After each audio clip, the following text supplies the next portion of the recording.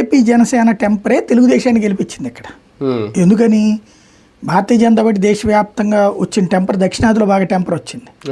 ఆ ఇంపాక్ట్ అనిపించింది. లేకపోతే ఒరిస్సా కొట్టేయడం ఏంటి, దక్షిణాది కాకపోవచ్చు కానీ తూర్పుగా అనిపించచ్చు కానీ మనకు ఆనుకుని ఉంటుంది. ఒరిస్సా అసలు నవీన్ పట్నాయక్ 25 ఏళ్ల నుంచి ఉన్నటువంటి కొట్టేసి ఎలా గెలుస్తుంది?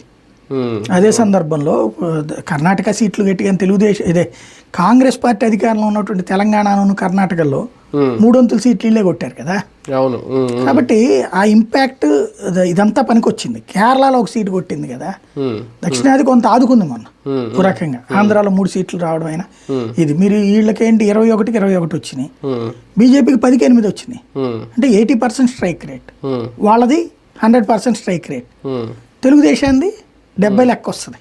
ఆయన మొత్తం 94 స్ట్రైక్ రేట్ చెప్తున్నారు, టోటల్ కలిపి చెప్తున్నారు. కూటమి మార్కులు లెక్కలేస్తున్నారు కానీ వాళ్ళ స్ట్రైక్ రేట్ ఎంత అక్కడ? వాళ్ళకి 11 తగ్గింది వాళ్ళవి. ఇది 2 ఏమో బీజేపీ తగ్గినాయి, వీళ్ళ 8 తగ్గినాయి. కాన్సెప్ట్.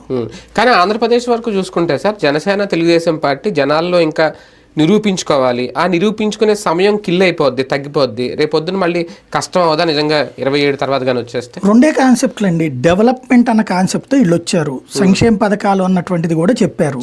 సంక్షేమ పథకాలను చూసి ఓటేశారా, డెవలప్మెంట్ని చూసి ఓటేశారా అన్నటువంటిది